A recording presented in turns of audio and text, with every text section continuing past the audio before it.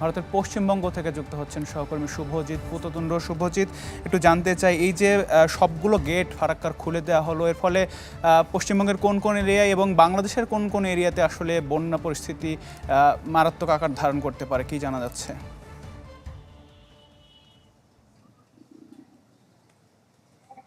দেখুন, একটা কথা পরিষ্কার যে এই মুহূর্তে 11.5 লক্ষ কিউসেকের বেশি পানি বাংলাদেশের অভিমুখে ছাড়া হয়েছে। মূলত নেপালে যে বর্ষণ হচ্ছে এবং সেই বর্ষণের প্রভাব কিন্তু মূলত পড়েছে বিহার এবং ঝাড়খণ্ডে। বিহার-ঝাড়খণ্ডে বিগত ৩ দিন ধরে বর্ষা রয়েছে এবং সেই সব এলাকা অর্থাৎ বিহারের পাটনা শহর পর্যন্ত কিন্তু জলের তলায় রয়েছে এবং সেখানে একটা বৃহৎ বন্যার যে পরিস্থিতি সেটা কিন্তু সৃষ্টি হয়েছে। এবং দক্ষিণ যে নেপাল, সেই নেপালের এখনো কিন্তু যে একেবারে যেটা বলা হয় পাহাড়ি ঢল, সেটা কিন্তু এখনো বলা হচ্ছে প্রপার নামেনি। সেটা যদি প্রপার নেমে যায় সেক্ষেত্রে কিন্তু এই 11 লক্ষ কিউসেক পানি সেটা 27 লক্ষ কিউসেকে দাঁড়াতে পারে।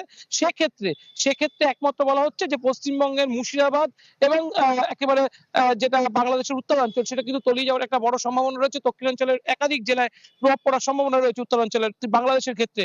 তবে পশ্চিমবঙ্গের ক্ষেত্রে শুধুমাত্র মুর্শিদাবাদ জেলা কিন্তু এফেক্টেড হতে পারে। এছাড়া বিহার এবং ঝাড়খণ্ডের কিন্তু একাধিক শহর এখনো পর্যন্ত জলের তলায় রয়েছে এবং এই জলাবদ্ধতা কাটাতেই কিন্তু মূলত ফারাক্কা বাঁধ খোলা হচ্ছে। ফারাক্কা বাঁধের যে ডেঞ্জার পয়েন্ট সেটা কিন্তু গত শনিবার অতিক্রম করেছিল এবং তারপরেই কিন্তু একে একে জলকপাট সেটা কিন্তু খুলে দেওয়া হয় এবং সবথেকে বড় জিনিস যেটা সেটা কিন্তু তিস্তা বা ফেনী নদীর মতো নয়।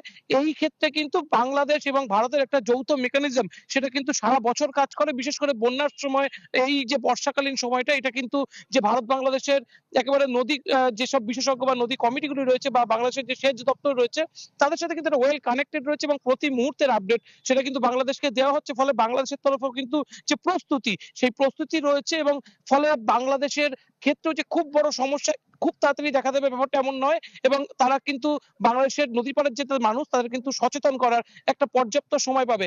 এখন দেখার বিষয় যে দক্ষিণ নেপাল থেকে যে পাহাড়ি ঢলের কথা আশঙ্কা করা হচ্ছে সেই পাহাড়ি ঢল আজ বা কালের মধ্যে নামে কিনা। কারণ এখনো পর্যন্ত যে রিভার বেডের পানি অর্থাৎ পদ্মায় কিন্তু যে রিভারে যে জল পরিবহন করার ক্যাপাসিটি সেটা কিন্তু অনেক বেশি এবং 11 লক্ষ কিউসেক কিন্তু পদ্মার জন্য সেটা কিন্তু বেশ ধারণ ক্ষমতাযুক্ত পানি এবং তার জন্য কিন্তু খুব বড় বেশি বিপদের সংখ্যা কিন্তু এখনো নেই। তবে এর থেকে বেশি পানি বেড়ে গেলে সেক্ষেত্রে কিন্তু আজকেই যেটা দেখা গিয়েছে মুর্শিদাবাদের শামসেরগঞ্জ এলাকা সেখানে কিন্তু বেশ পানি কিন্তু ছুঁইছে এবং সেখানে 11টার কাছে গ্রাম, সে গ্রামের কিন্তু একটা বড় অংশ খালি করা হয়েছে কারণ সেখানে বন্যার আশঙ্কা সেটা কিন্তু দেখা দিয়েছিল এবং এর থেকে যদি বেশি পানি বাড়ে সেটা কিন্তু রাতারাতি সেখানে একটা সমস্যা তৈরি হতে পারে। সেক্ষেত্রে বাংলাদেশের মানুষ কিছুটা সময় পাবে এবং সেখানে মানুষের কাছে এবং সেখানে সেচ দপ্তর তারাও কিছুটা মানুষকে সতর্ক করার সময় পাবে।